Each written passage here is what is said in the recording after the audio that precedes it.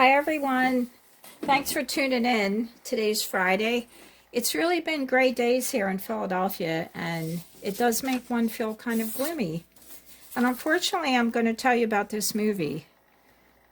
It's actually a very good movie, but it's very sad. It's a true story, and this is in Italian, so you either need to know Italian or you read the subtitles, which I don't mind. My husband and I love the foreign movies. This was a very good movie. So, On My Skin on Netflix. So, I wanted to show you, actually, I'm sorry, here's, let me go to the other one, I'm sorry. Here it is. Yep. All right, here's the story. This is the mom holding up a picture of her son. This is what police did to the young man in jail in Italy. So, this is police brutality when someone's actually in custody. So I'm just going to take away the tablet so I can read it. You can look at the beeswax candle.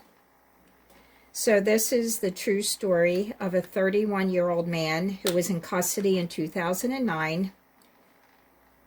His name was Stefano Cucci, C-U-C-C-H-I. I'm not sure if I'm saying it right.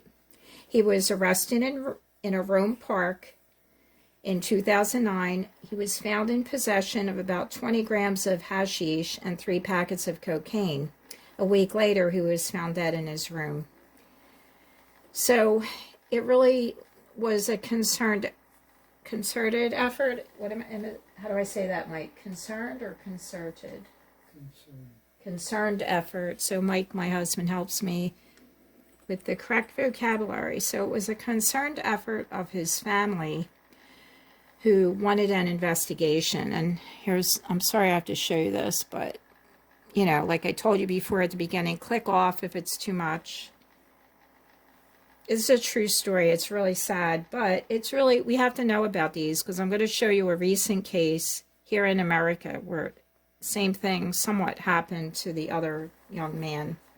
So the 2 police officers were actually sentenced to 12 years in jail. And it goes on, and you can read about it or watch the movie. So I first saw the movie, which is this, all right? And then recently, I found, you know, the story of the new guy in America. So I'm going to show you that, and this is from a site called Read Frontier. He begged jail staff for medical attention. They ignored and mocked him, then he died. This was in Florida. A quote from one of the jailers: "I'm sick and effing tired of dealing with your ass. There ain't nothing wrong with you." So I'm going to read a little bit of the story. It's kind of long, but it's very important. So I'm going to write down, this is real old school now, I'm going to write down some words that are in this article. So here's the picture. His name is Terral Ellis, T-E-R-R-A-L, Ellis. It appeared that he was having a seizure at the Ottawa County Jail on October 21st, 2015. Okay, 4 hours. Terral Ellis tried to convince anyone at the Ottawa County Jail to help him. Now, this is in Florida, not in Canada. He was laying in a solitary cell. He repeatedly shouted, "D.O." in an attempt to sway detention officers to aid him. Videos from jail security cameras show he moaned and cried out in pain. So the first word is D.O. I've done research. I don't know what that means other than doctor of osteopathic medicine. I don't know. I looked up jail terms, you know, prison jail slang. Maybe I'm missing something. If you know, leave me a comment what D, and this is how they spell it in the article, capital D-O, D period, O period. "Help, please," he called out. "Don't leave me here." The videos, which were edited down from hundreds of hours of footage given to lawyers for Ellis's family, depict more than 2 hours of his stay at the jail. The 18 video clips were recently filed in a federal civil rights lawsuit that this family brought against the county in 2017. So 2017 it happened, okay? For more than 20 hours, jailer sitting only feet away from his cell ignored his cries for help and at times mocked the 26-year-old. At one point, detention officers laughed at Ellis when he complained his legs were going numb. "Oh my God, no," he said as his pleas went unanswered. "I can't believe y'all are doing this. I think I'm dying." I just want to play a short clip and then I'm going to end it because it's very, very sad and I just lost it. Okay, here we go. That's not it. All right, let me just tell you something. When someone's crying for help and people think they can say, the jailers think they can tell you, you're faking it or you're this or that, like, how dare they? He sounded like he was in a lot of pain or something was going on, and I'm going to read what actually happened. So let me just play the clip.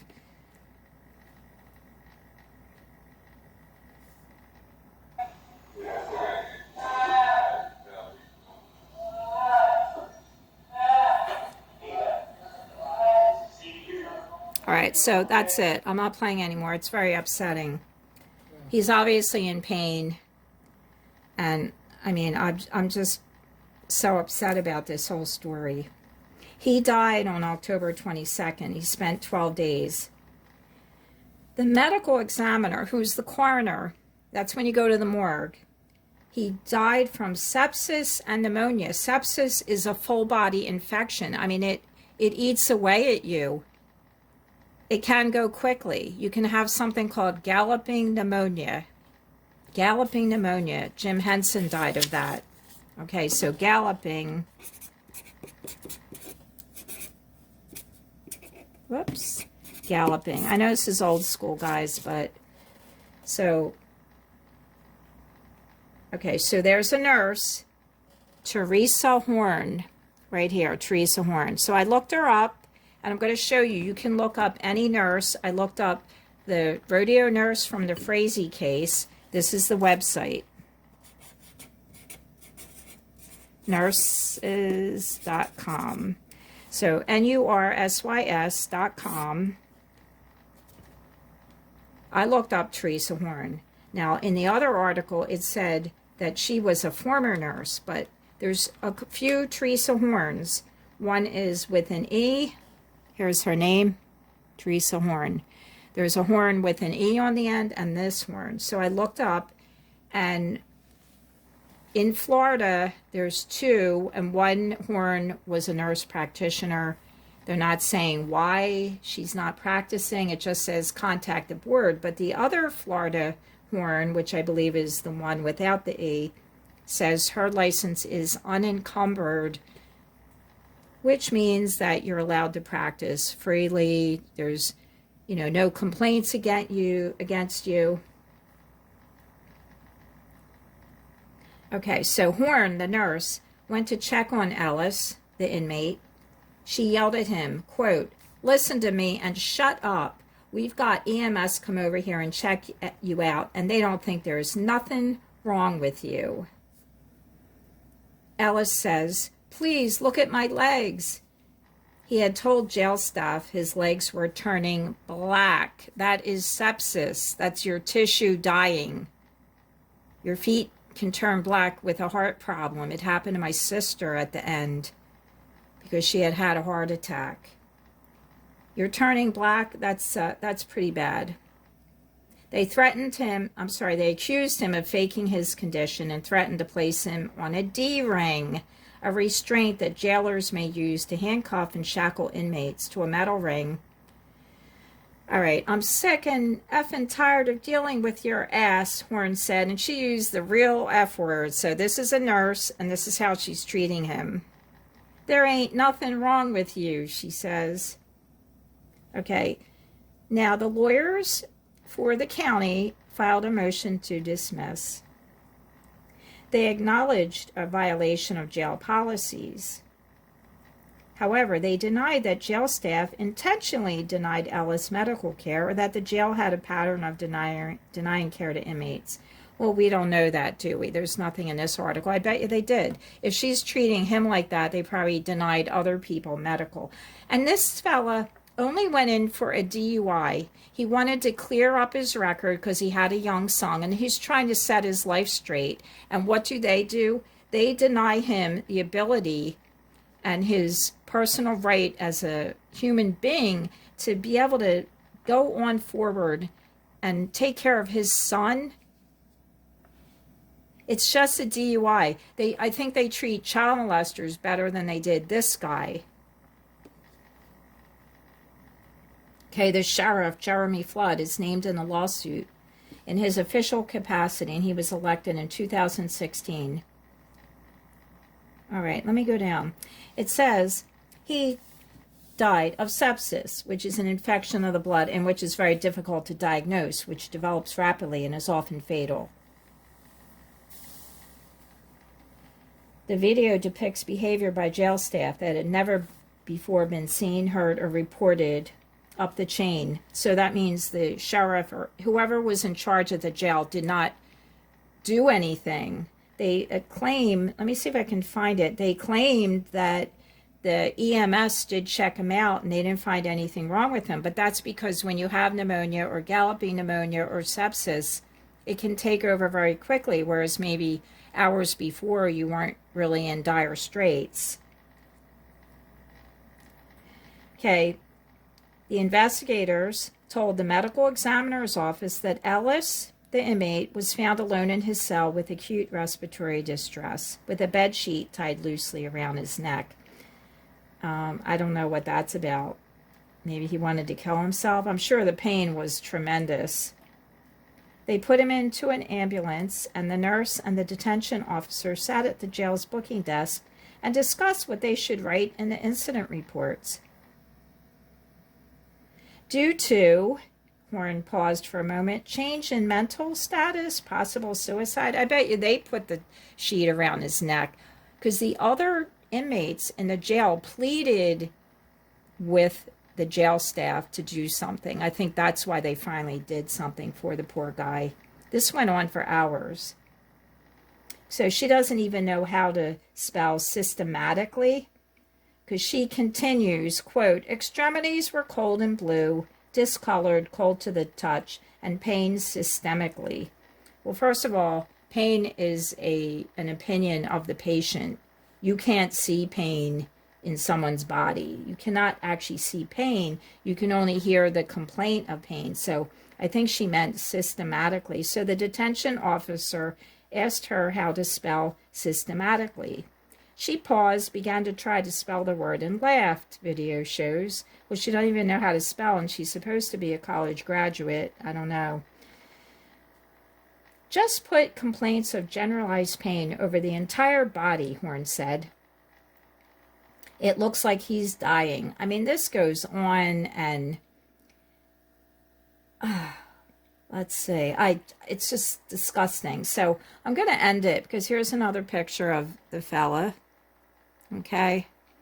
I feel bad for him and how they treated him. Now, listen, if you guys go to a hospital and the nurses are treating you badly, and there are some that do, or if they're rude, you need to get another nurse. Just ask for another nurse. You're allowed to have another nurse, or ask to be transferred to another floor, anything. Get the patient advocate, whatever you have to do, because if the hospital or any other facility is hiring nurses that are mean and won't do their job right or are mistreating you and not listening to your complaint, then that means the top chain, the president or the administrators, are the same way. I'm just giving you a word of advice. I've been in many hospitals with my family. I have a lot of older family. My husband being sick, my sister died, my mom. I mean, it goes on and on. Clients telling me all kinds of horror stories at the hospital. Now, if you're in jail, of course, you're captive. All the man had was a DUI, but even if he was a murderer, you don't treat people like this. I'm for people's rights, and it's still a human being. Even someone that committed an egregious crime still has the ability to do their time. That's the punishment, and to be forgiven or to ask for forgiveness to our Creator. So go to nurses.com, look up that Teresa Horn if you want, and I did the research. So I'm not sure if she's actually a former nurse. She might still have the license because, like I said, there's 2 different Horns. But it wasn't just her. It was like compliance with the entire jail system. It's really, really sad. And I'm giving you a word of advice. And I'm telling you, if you go to a hospital, don't let them kill you. Because doctors and nurses don't effing care about you. I've seen it. Some are nice, and you might like your doctor. But all in all, there are 7 billion people in the world. We only know about 150 in our circle, people we work with, where we shop, our family, our friends. A max about 150 people that we actually know by their name or we see daily. So your doctor cannot possibly care for all his patients on a personal level. If you want love, and that's the greatest of anything, being loved and showing love to others can keep you out of sickness. So if you have anything going on where you have anger, you've got to love yourself and back away and take care of yourself. And I just say, get a hobby. If you have a hobby, that will be an obsession, but it's a good obsession, right? Say you want to do art, or if you want to make videos, or you like horseback riding, or whatever your hobby is. You're showing love to yourself, and that's your first obligation, and then to the people around you. I look at it for my life that I can only give love to my immediate family. I can't take care of the whole world. Yes, I can donate money, I can do things here and there, but ultimately I'm one person. So if we take care of the people around us, we don't have to worry about the people down the street or the people here or there. If your family is the people in the shelter and you want to help them, then great. You need to show love to some people around you, but first to yourself, because if you're angry and hurt and you're suffering, you've got to move on and get over it and realize that was your journey in life. And maybe that has brought you to this point so that you realize what the greatest of any emotion, of any fact, and love is a fact, we all have experienced it, that's the most you can give anyone. So what you want to do is, I'm going to show you one more thing, then I'm going to go. I'll see you in the next video. What I like to do when I have a cup of coffee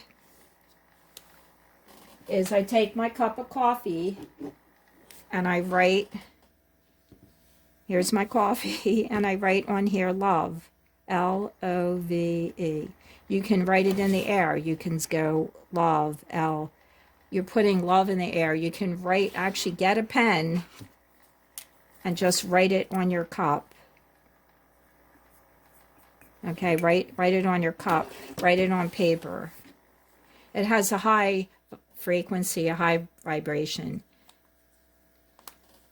So this is a very sad story, but it's really necessary that we understand that we have rights as human beings, and all of us should be treated properly.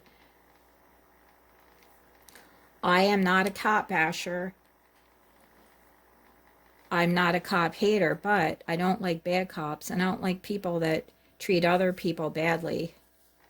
And there's a lot of abuse in our system, and maybe it was set up that way. I don't know, but I hope that you could understand the video and maybe learn from it. And I really thank you all for watching. I love you guys so much. Thank all that subscribed. Thanks for your views, and smash the thumbs up. Thumbs up. Thanks. See you next time. Bye.